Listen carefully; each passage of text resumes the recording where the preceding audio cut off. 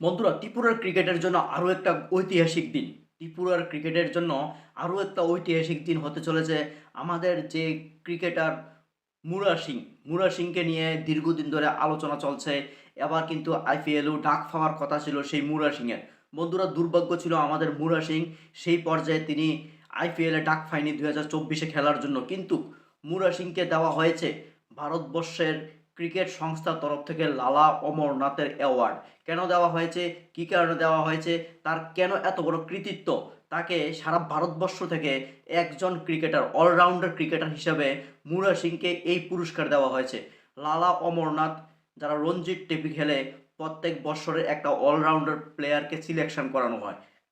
সেই সারা ভারতবর্ষের যতটি Ranji trophy match খেলা হয় ওই সমস্ত ম্যাচগুলি থেকে সবচেয়ে অলরাউন্ডার হিসেবে সেরা ছিল 2019-20 সালের। সেই 2019-20 সালের অলরাউন্ডার খেতাব পেয়েছে আমাদের ত্রিপুরা রাজ্যের গর্ব মুরা সিং। যে মুরা সিংকে নিয়ে আলোচনা চলছে আইপিএলে ডাক পাবে কিনা, যেই মুরা সিংকে নিয়ে আলোচনা চলছে তিনি কবে আইপিএল খেলবে, আর আমরা 35 লক্ষ ত্রিপুরাবাসী কবে মুরা সিংকে দেখব যে আমাদের ত্রিপুরার প্লেয়ার আইপিএল খেলছে।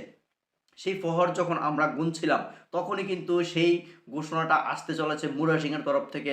মুরা সিংকে আজকে বন্ধুরা সেই বিসিসিআইয়ের তরফ থেকে যে একটা পুরস্কার করা হয়েছে সারা বিশ্ব ক্রিকেটের মধ্যে, অর্থাৎ সারা ভারতবর্ষের ক্রিকেট জগতের মধ্যে রঞ্জি ট্রফি, যেখানে বড় বড় বড় বড় টিমের হয়ে খেলে, বড় বড় টিম দিল্লির রঞ্জি ট্রফি থাকে, সেখানে কলকাতার রঞ্জি ট্রফি থাকে, সেখানে উত্তরপ্রদেশের রঞ্জি ট্রফি ম্যাচ থাকে।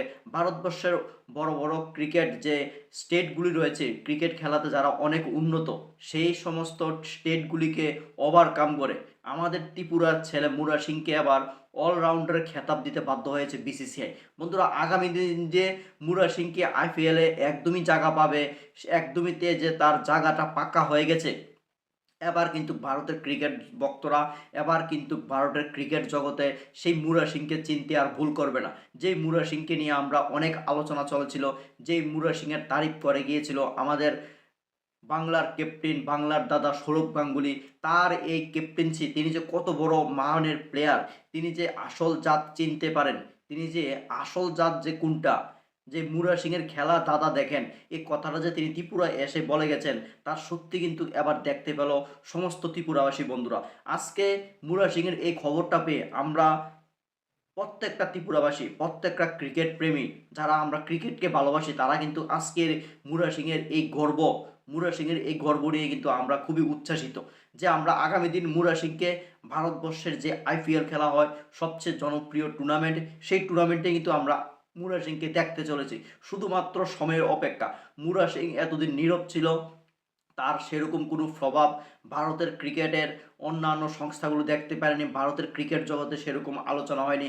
আজকে যখন অ্যাওয়ার্ড দেওয়ার জন্য ঘোষণা করা হয়েছে 2019-20 সালের অমরনাথ, লালা অমরনাথের অ্যাওয়ার্ড দেওয়া হয়েছে মুরা সিং ফ্রম ত্রিপুরা বলে ডাক দিয়েছে, তখন কিন্তু বন্ধুরা আমাদের আমাদের কলিজাটা, আমাদের হৃদয়টা একদম শান্ত হয়ে গেছে, একদম শীতল হয়ে গেছে মুরা সিংয়ের এই কৃতিত্ব দেখে। যারাই মুরা সিংয়ের কৃতিত্ব নিয়ে সবচেয়ে গর্ববোধ করো মুরা সিংয়ের জন্য হলে আজকের এই ভিডিওটা আমাদের প্রত্যেকটা ত্রিপুরাবাসীর কাছে শেয়ার করে দেবে। তিনি যে 2019-20 সালের যে খেতাবটা পেয়েছিল, তার সেখানে রানের কন্ট্রিবিউশন ছিল, তিনি অলরাউন্ডার হিসাবে 598 রান করেছে এবং তিনি সেই সিজনের মধ্যে তিনি 49টা উইকেট পেয়েছে। এই যে তার উইকেটগুলো এবং এই যে তার রানগুলো ছিল রঞ্জি ট্রফির মধ্যে 2019-20 সালের সেশনের মধ্যে, এই ঘোষণাটা যদি বিসিসিআইয়ের তরফ থেকে আরও আগে করা হতো, এবারই হয়তোবা আমরা আইপিএলে মুরা সিংকে দেখতে পেতাম। বন্ধুরা, সেটা আমাদের দুর্ভাগ্য না, এটা আমাদের জন্য অনেক বড় একটা অ্যাচিভমেন্ট, অনেক বড় একটা পজিটিভ দিক।